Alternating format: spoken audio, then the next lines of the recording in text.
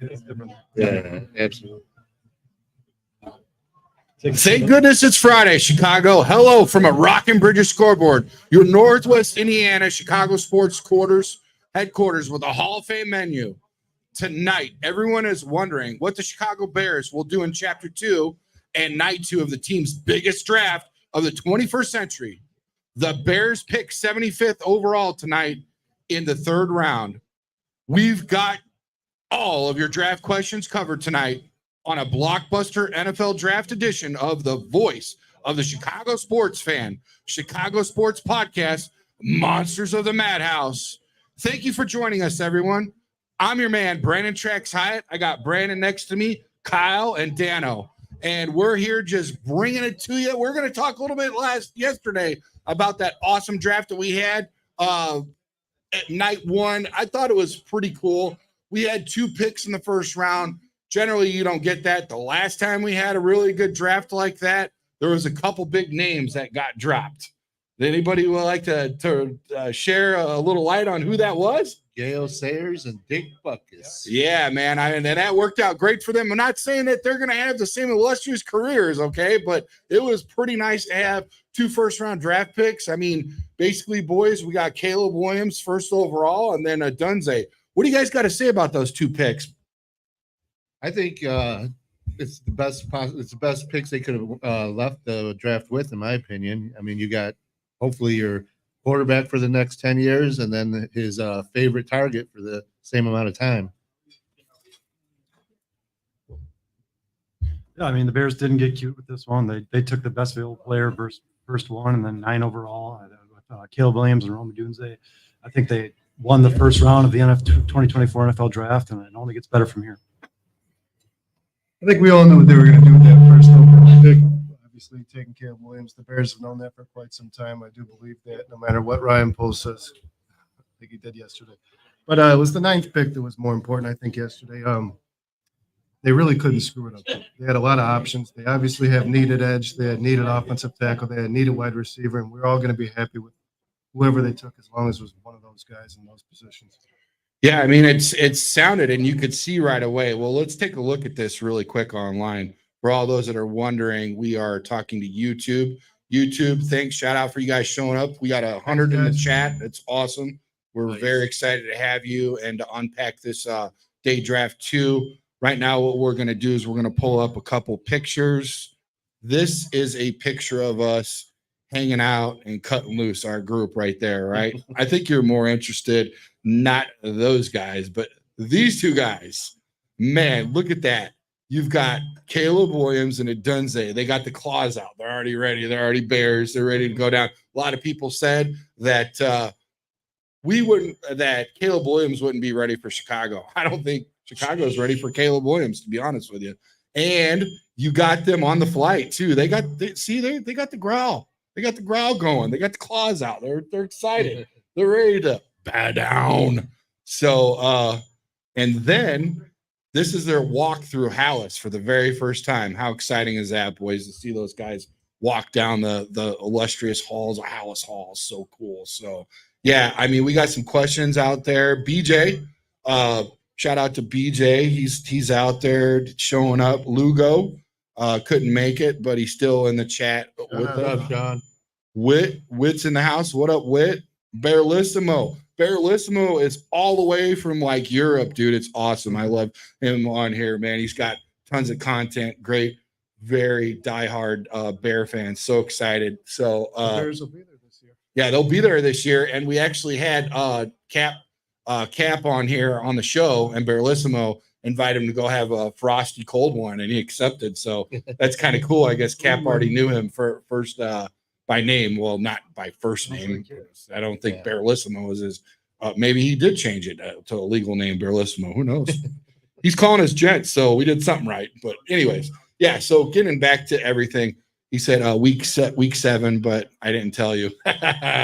Ooh, is that some breaking news here? I think we got some insider info, boys. That's cool.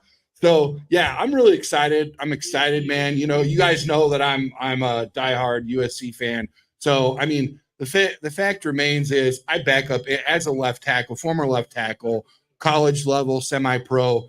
I take care of my quarterback day one. Doesn't matter who it is. Okay. Doesn't matter whether I like you or not. Doesn't think that I think you throw good, whatever. You know, if you're a good field general, it doesn't matter. I got to make sure that your jersey's clean. And I backed Justin to the day he got traded for a bag of peanuts. I really liked him. I did. You know, he's a great guy, very likable guy. He loves the fans. He signed autographs. I mean, seriously, man, world-class athlete, really cool. Didn't know how he packed on all that muscle by being a freaking vegan. It blows my mind. I have no idea, but I wish you'd tell me because maybe I could slender down. You know what I mean? But yeah, no, seriously, man, really, really good, likable dude. But I mean, seriously, how could you not, if you are a fan of, you know, your favorite college, and all of a sudden this dude is on the radar to go to your favorite Chicago Bears. Like, why wouldn't you want him there? You know what I mean? And to me, obviously, being the super fan that I am, like, he checked all my boxes. He had me at hello. Right. So, like, automatically I was ready. And, you know, then they're talking about the Lee press on nails and all that and everything, you know, and, you know, his pink phone and all that, whatever. I'm like, I'm not worried about it at all whatsoever. You know what I mean? It's the stuff that's on the field, all the intangibles that he's got. When the pocket breaks down, he's able to keep his eyes and look, continually scanning, looking for open receivers, get back into the pocket after he makes a little bit of time and eludes the pass rushers, still keeping his eyes peeled and throw to his receiver to get those big chunk yards after catch, all that good stuff. So I like the way he plays, man. I'm excited that we picked him up. How say you? What do you guys say about that, Brandon? You excited? Yeah, I think since the day he took over for Spencer Rattler at Oklahoma, he was the best player in college football, and that's the difference that separates him from the rest of the guys in the pack this year. Because it was a quarterback-heavy draft class. We saw some guys taken off the board earlier than we expected, especially Atlanta with Penix. But Caleb didn't wait till his senior year, his final year in his college tenure, to play his best football. He won the Heisman in 2022. He's been the best player in college football for the last 2 years. I've liked him for the last 2 years. I never thought there was a chance and there was a dream that the Bears were going to have the first overall pick when Caleb Williams entered the draft, and it just happened to fall into their lap. As much as you said, we all love Justin Fields. He was a good kid. But there's just no way you could pass up the opportunity that kind of just fell right into the Bears' lap. Yeah. What's your thoughts there about Kyle? I mean, it's time and time again, we've seen the Bears get cute and take a player that was not the general consensus best player left in the draft. It seems like they're trying to instill winning culture. They're doing what's right. They took Caleb Williams #1 overall. I think that we've talked about this on the CSP podcast before. He has the two important eyes. He's instinctive and he's good at improvising. And, you know, you can't teach that. Those guys get out of the pocket, create plays, continue to look downfield. Those guys are hard to come by, and it seems like the Bears finally found one. Yeah, I mean, I think that the reason there was a lot of people that started to doubt Caleb Williams is because maybe they know for the past 2 years he was going to be the #1 pick. They might have started getting a little bored, you know, so they started to try to find things that were wrong with him. But he wasn't just the best quarterback in this year's draft. He was the best quarterback prospect since Andrew Luck. There's a reason for that. And another thing, everybody also will complain about his nails, the color of his nails, the color of his phone. First time he throws for 30 touchdowns and 4,000 yards, they're going to forget all about that. They might be painting their nails. Yeah, they'll be painting their nails, right. And one thing I want to say about that, you know, you're right, is just I've heard a lot because he's the first overall pick in the draft that like everybody's comparing him to former first overall pick quarterbacks that failed. And it just doesn't make sense. Not an argument to make because you're saying that if Caleb Williams was to be the 4th overall pick in the draft, he'd have more chance of success. Right. So the guy was the best talent on the board. The Bears did the right thing. Yeah, they definitely did. And we could talk more about that, but let's get into Dunze because, man, I'll tell you what, this guy, he was so excited. I mean, he as soon as Caleb found out that we got a Dunze, he asked all of the staff, like, where's he at? I got to go talk to him. You know, he was congratulating him, say, we're going to keep each other accountable, all this stuff. Like, let's go win, bear down, you know, and all that kind of stuff. And you could see these pictures I'm posting up right now on YouTube. Check us out on Chicago Sports Podcast. You know, be a friend, tell a friend. smash that notification bell, subscribe to us, hit that like button, leave a 5-star review. You all know what to do. Make sure you bow down. So yeah, I mean, it's just really cool, man. You could already see that they've already got that, chemistry and stuff. It's really cool, but I'm excited about it. Dunze. I mean, what do you guys got to say about it? I mean, for me, what I like about him is he checks all those boxes for me. I like this. He came from I mean, this is a little bit telling of myself. So my family came from Oklahoma. That's one thing I was talking to Dan Hampton about, like literally like 25 miles down the road. He knows the exact fishing hole that my great grandfather hit and everybody else, the property that we got, all the stuff. So we're all about like them corn-fed, believe it or not, corn-fed Hyatts, and we like, like the hard work ethic and all that stuff. And he worked off of a farm. Like he was a farm hand and he's got a good work ethic. He loves Chicago. He was so excited about it. He wanted to be a Bear, and Hester's like his favorite. Yes. And he's a Hall of Famer, which we're going to Canton, Ohio. So that's really cool. But seriously, man, I love this guy. He could be the X, Y, and Z. And right now he can learn from Keenan Allen. It's really cool. He can learn from DJ Moore. DJ Moore's got 2 years left on the books. Keenan's got 1. Now you've got this rookie coming in here, and he's going to learn from these, veterans. So I think it's a smart, solid pick. What do you guys say? Yeah, I think first off, what you said, farm strong is a different kind of strong. But Rome Odunze was projected actually by Mel Kiper to be a better receiver in the first round than Marvin Harrison and Malik Neighbors. I don't know if I agree with that.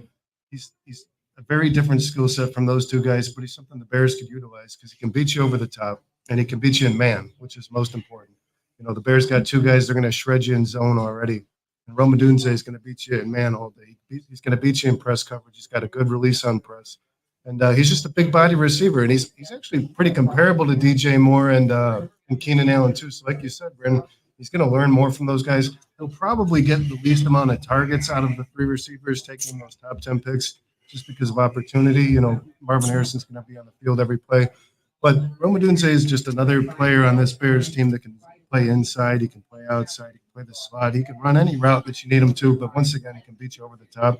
So I think where the Bears were at 9, I don't think they expect him to be there. So I think Ryan Poles pulled the trigger on a guy he had ranked at the top of his board. And I don't know that Keenan Allen's going to be a Bear after the 2024 season. So now you have the guy that can grow with your quarterback, Caleb Williams. And that's going to be important too. These 2 guys can grow together, and you at least have them for the next 4 years. Yeah. And by all Bears fans' expectations, the Bears could be competing for a Super Bowl in the next 2 to 3 years. So. Yeah, hey, really quick before you continue, BJ, Bruce Heron's son, who's on our podcast, he's on with us on Thursday nights. He's giving a special shout out and wanted to say hi to Oz in the building, which we'll bring up in a little bit. Good friend of his. So, yeah, I guess the cat's out of the bag, but everybody in the house knows what's up. Yeah, Blue, you got one job to do. No, but BJ's really excited. He said he's going down in YouTube land. He's saying, I'm going down a rabbit hole here and say Caleb will be rookie of the year and a Pro Bowler and get this all pro rookie season. I mean, quite honestly, folks, you might not see like the craziest, like ballooned like stats and whatever. Cause remember, we still got a top 5 defense. And if the defense is doing their job right, you're going to have a shorter field to work with. Will the touchdowns be at just as high? Possibly, maybe even higher. But the fact remains, if we're winning ball games, do all those numbers, and the interceptions are low, and he's not causing us to lose games, but he's keeping us in games. Like, what did they say that Jimmy Mack? Like the thing about Jimmy Mack when we had him on was he had to keep what do you call it in check like all the time. He's like. He wanted to call the shots. He wanted to call all the plays, everything. He was a field general. Ditko would call a play in. He'd wave him off. He says, bump that. We're going to take it down. I really feel if Justin Fields would have did that and executed, he would have really showed what kind of a field general he could be. I really think Caleb has that secret sauce to make this happen. And I really think he has that it factor, and I'm really excited about it. I agree with BJ's take. So, yeah, let's pass forward to Kyle. I mean, I think both Caleb Williams, number 1, and Rome Odunze, number 9, were kind of a foregone conclusion. We talked about this on CSP for the last month and a half. We had a couple mock drafts. I mean, as recently as Monday, Vernon and I did a mock draft where we took Caleb Williams, number 1 overall. I think we traded back to 10 and took Rome Dunze. And I think right there we said we already won the draft. I mean, that was it. The Bears definitely won round 1. The thing that sticks out to me about Rome Dunze is just how articulate, well-spoken, and smart he is. I mean, I don't know if you guys have been listening to the interviews he's been doing on 670, but the guy is just very bright. He talks about his goals. He talks about how driven he is, the idea of what he envisions himself in the future, envisions the Chicago Bears. And I believe him when he's talking. He's a very smart guy. He's hardworking. He's driven. And he's at this point, he's almost a luxury. I mean, the Bears have 2 number 1 receivers, DJ Moore and Keenan Allen, and they just added to it. I mean, it's about time that the Bears have an infrastructure that a rookie quarterback can come in here and win. I'm going to turn this over really quick, the second segment over to my man, Brandon. He's going to take over and introduce the man of the hour. So 1 second.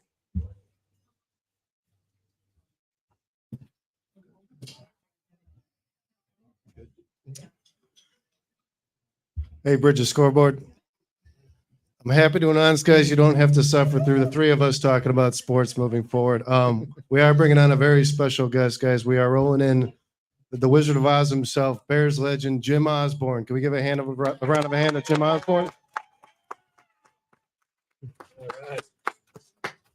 Welcome in, Jim. For 13 years, Oz manned the NFL trenches as a feared, tougher than $2 steak elite defensive tackle who on Sunday brunched on opposing quarterbacks and ball carriers. He totaled a whopping 81 sacks and recovered 9 fumbles during his brilliant run with the Bears. He won the team's distinguished 1972 Brian Pickle Award, which, by the way, congratulations. That's an awesome award. I looked into that. It was named one of the top 100 greatest Bears of all time by Hall of Fame writers Don Pearson and Dan Pompei in 2016. He is Big Oz. Welcome, Jim Osborne, guys. Thank you, everyone. It's great to be down in this neck of the woods, being that I'm from the north side now, Yeah. Northwest side. But really nice to be on this end, and man, I'm impressed with the place, man. Yeah. Shout out to Bridges Scoreboard, guys. Yeah. They make this easy. Very nice.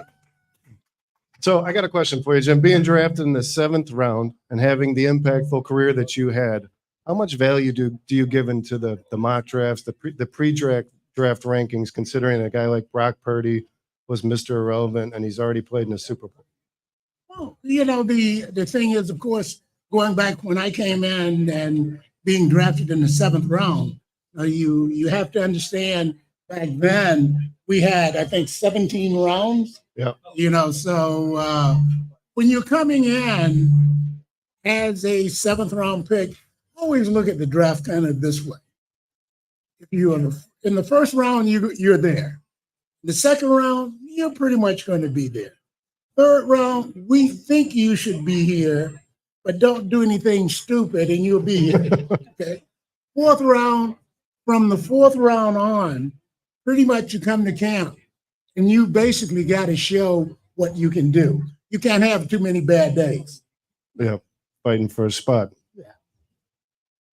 How lucky are we in the last 2 days here? We've had Jim RoboCop Thornton, and now we have Jim Osborne, 2 Chicago Bears legends. We asked Jim Thornton last night if he had any stories about Steve McMichael that really stuck out, or an experience that really he remembers more than anything. Do you have any Steve McMichael stories to share with us? Being that, we have mixed company here, I guess I have to be very selective as to what we talk about. Yeah. Steve was, man, he was the life of the party and still is. The sad thing, and of course, everyone knows at this point what Steve has gone through. And you've seen some of the pictures of him and so forth. But the thing is, Steve is still as bright as ever. He's one of the brightest guys that I played with. I mean, smart. Of course, a lot of folks will look at him and say that he plays with that Mongo mentality, and he did. He played with a lot of reckless abandonment. But the thing about Steve, he was very bright. When you take him aside and ask him specific question, the guy will amaze you with his intellect. And the thing is, what's really sad now when we go over to visit and to see him, you can't really hear, he can't really express himself the way that I know he would normally respond. So great guy. Probably the thing I want to say with Mongo, my favorite story, and really this happened, and I can't remember the year. We were playing against Tampa Bay. Last game of the season, we beat Tampa Bay. We get to go to the playoffs, you know.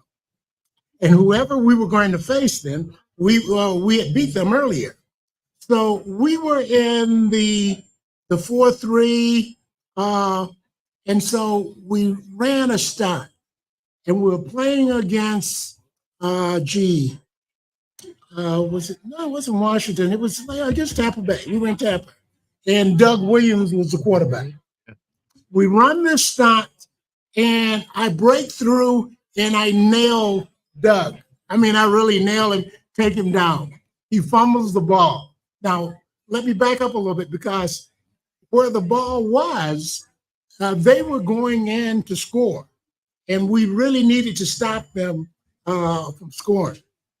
I think we're maybe, I don't know if we're ahead, but the game was real close.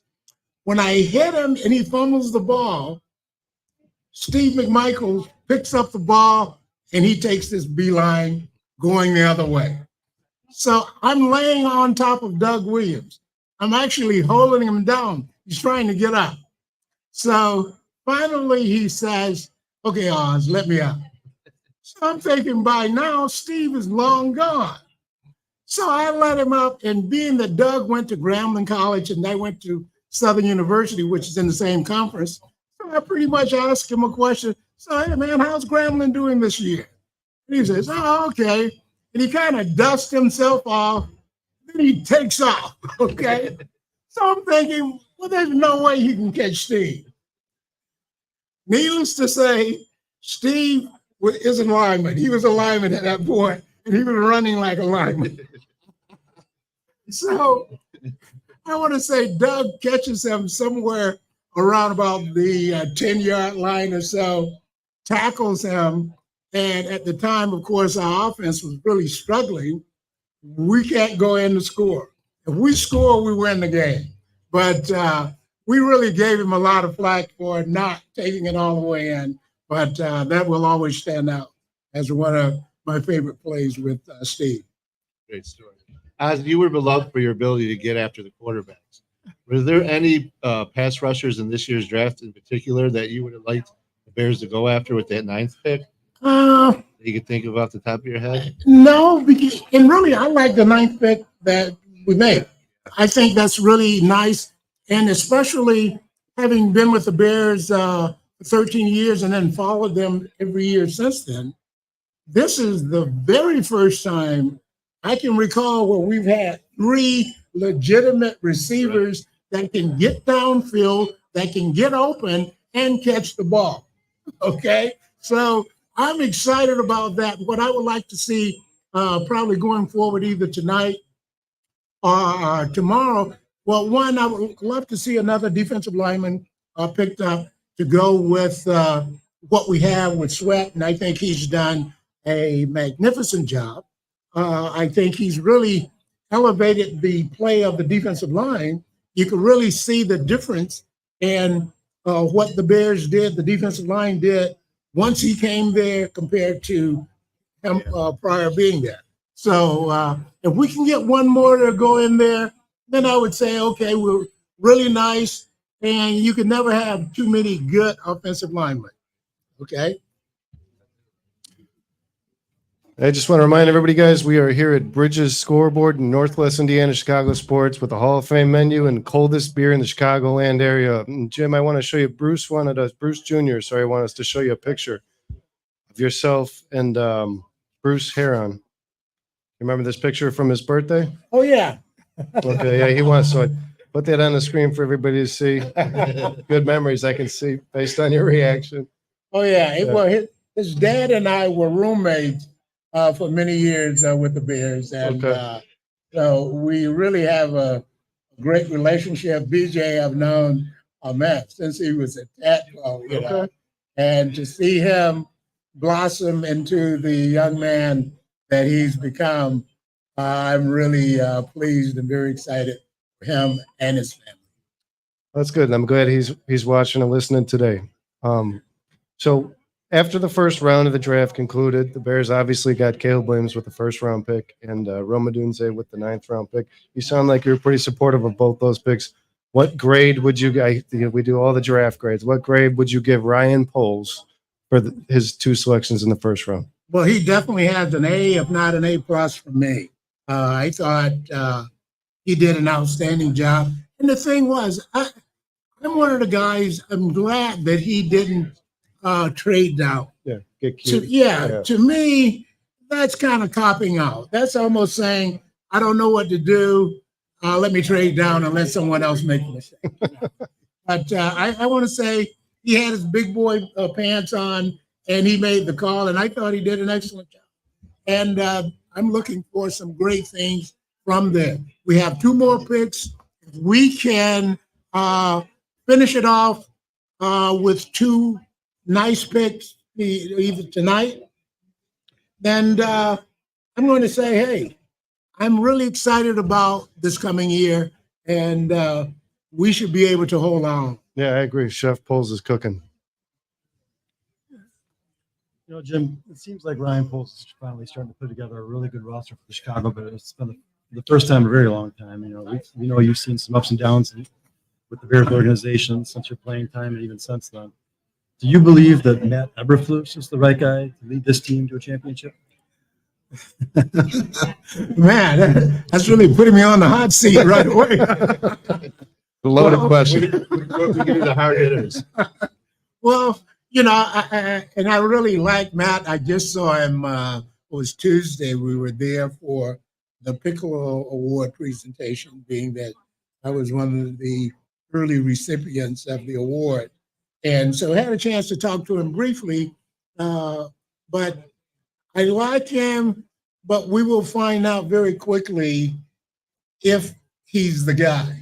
Because if it doesn't happen this year, you know, the NFL, they say it stands for not for long, you know, and the thing is, I know someone said something earlier, and I want to kind of dovetail on that. Really, I have the highest respect for Justin. I think this kid, hopefully down the road, can really show what he's capable of doing. To me, watching Justin, I think he had all the tools. It's just that we didn't have everything to surround him so that he could really become the quarterback that he's capable of being.